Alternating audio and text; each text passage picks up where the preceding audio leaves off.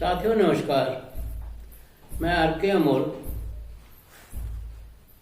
आज देश की प्रजातंत्र पर एवं सरकारों पर एक चर्चा करेंगे। देश में संसद में हर जगह जनता के बीच भी एक सवाल या प्रश्न उठता है कि देश में परिवारवाद है, देश में असमानता है, देश में बंधुता की कमी है। तमाम तरह के आरोप लगाए जाते हैं, परंतु उसके निराकरण के लिए को किसी का सुझाव इस रूप में नहीं आता हो जो व्यवहारिक हो, क्योंकि सुझाव व्यवहारिक होना चाहिए, न कि पारंपरिक या थ्योरेटिकल। जैसे देश में परिवारवाद की बात ले लीजिए, तो शायद संविधान में कोई कमी रह गई हो या उस समय किसी के उसमें न आया हो, ये मैं नहीं कहता। बहुत बड़े बड़े विद्वान और बहुत बड़े बड़े लोग थे, अम्बेडकर जी जैसे लोग थे। तो परिवारवाद कैसे पनपता है? परिवारवाद आपके ग्रंथों में भी पीछे दिया हुआ है कि परिवारवाद कैसे पनपता है, या परिवारवाद है क्या चीज, या परिवारवाद कोई नई चीज है क्या। ये परिवारवाद युगों युगों से चली आई है। अब देवताओं में ही ले लें, जो आपके पूज्य हैं और जिनकी पूजा आप रोज करते हैं। शिव को ले लीजिए, शिव जी को आप बहुत मान्यता देते हैं और बहुत पूजा करते हैं, और वो सबसे सर्वोच्च देवता है। परंतु उनकी पत्नी भी देवता है, उनके दोनों बेटे गणेश और कार्तिकेय भी देवता है। ये भी तो परिवारवादी हुआ। इस तरह के अनेक उदाहरण आपको जो है धार्मिक ग्रंथों में मिल जाएंगे या इतिहास में मिल जाएंगे। इतिहास में तो राजा का बेटा राजा हुआ करता था और उसका बेटा फिर राजा होता था, चाहे वो किसी भी उम्र का हो, चाहे उसको समझ हो या ना हो। ये तो बीते जमाने की बात हो गई। लेकिन आज की डेट में परिवारवाद के बारे में सरकार के या सामाजिक संगठनों के या विद्वानों के क्या उपाय बताया उन्होंने, मेरी तो समझ में नहीं आता कि ऐसा कोई उपाय बताया गया। जैसे एक ही घर में विभिन्न पार्टियों से 4 लोग खड़े हो जाते हैं, एक ही परिवार से कह लीजिए। इसके बारे में क्या कभी किसी ने सोचा है? या कोई कानून है कि एक ही परिवार से विभिन्न पार्टियों में लोग खड़े नहीं होंगे, एक परिवार से एक ही आदमी खड़ा होगा, इलेक्शन लड़ेगा। ये नियम आना चाहिए कि एक परिवार से एक ही आदमी लड़ेगा और एक एमएलए या एमपी दोबारा जो है एमएलए एमपी का चुनाव नहीं लड़ेगा।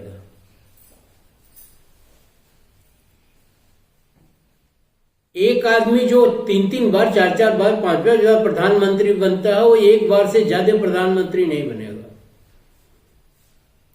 तो शायद इसका समाधान निकल आए और इस पर एक अंकुश लग जाए, तो देश बचाने के लिए तो जितना बड़ा से बड़ा अंकुश हो, एक हाथी को भी मदमस्त होने से बचाने के लिए उस पर अंकुश लगाया जाता है और उसको महावत जो है वो कंट्रोल करने के लिए करता है। तो ये तो देश है, ये तो बहुत बड़ा देश है। यहाँ करोड़ों लोग, अरबों लोग रहते हैं, जिनकी जिंदगी का सवाल है, जिनके बच्चों का सवाल है, जिनकी औरतों का सवाल है।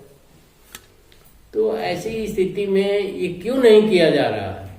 बजाय इसके करने के आप एमएलए और एमपी को एक निश्चित धनराशि प्रदान करते हैं, जो उसके व्यक्तिगत खर्चे या व्यक्तिगत तनख्वाह कह लीजिए, और सार्वजनिक खर्च के लिए भी आप 5 करोड़ 7 करोड़ देते हैं। ऐसा कहीं कोई प्राविधान भी नहीं है संविधान में, और ऐसा करना भी नियम विरुद्ध है।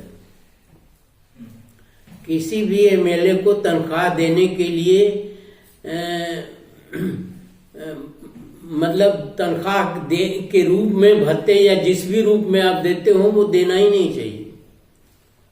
विदेशों में आप देखिएगा तो प्रधानमंत्री क्या एमएलए एमपी तक जो है अपना खर्चा चलाने के लिए दूसरा धंधा करते हैं, दूसरा व्यवसाय करते हैं। यहां तक कि अखबार तक बेचते हैं। यहां तक कि मुझे मालूम है कि मेडिकल कॉलेज का प्रिंसिपल शाम को सड़क पर झाड़ू लगाता है रसिया में, और ये हमारे लड़के ने देखा है, हमारे लड़के ने बताया जो रशिया में रहा है। तो ऐसी स्थिति यहाँ क्यों नहीं है? ऐसी स्थिति के लिए जिम्मेदार कौन है? एक एक आदमी 3-3 बार प्राइम मिनिस्टर रहता है, एक एक आदमी जो है 10-10 बार गृह मंत्री रहता है, पता नहीं क्या होता है। तो इस पर अंकुश लगाने के लिए तो सबसे बढ़िया तरीका है कि परिवारवाद समाप्त हो जाएगा, कि एक परिवार से एक ही आदमी एमएलए एमपी या राजनीति में खड़ा होगा और वो दोबारा चुनाव नहीं लड़ेगा, दोबारा किसी और को लड़ाया जाएगा। इनको कोई भत्ता वो नहीं देना है, देने की जरूरत नहीं, इन्हें तो पेंशन तक दिया जाता है।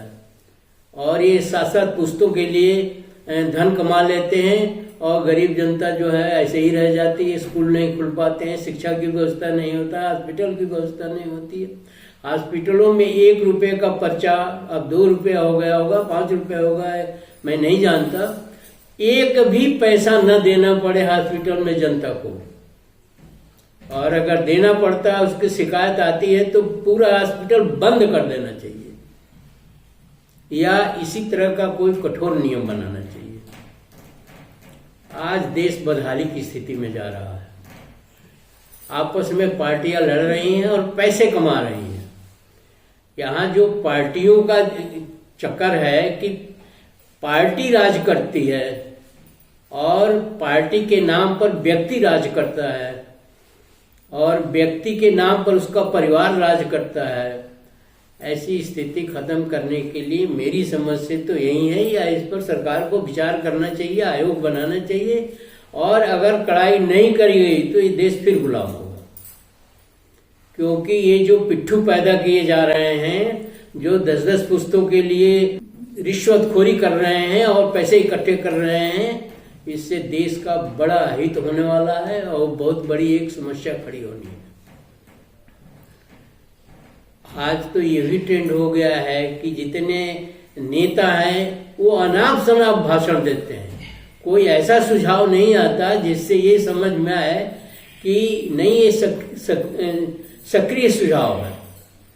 एक दूसरे को काटते हैं, एक दूसरे को पीटते हैं, एक दूसरे की बुराई करते हैं, एक दूसरे की हंसी उड़ाते हैं, या अब बात यहाँ तक आ गई है कि अब एक दूसरे की खिल्ली भी उड़ाई जा रही है। और ये टॉप मोस्ट नेता उड़ा रहे हैं जो उच्च पदों पर बैठे हुए हैं, और इससे भी बुरी हालत जो है प्रशासनिक अधिकारियों की है।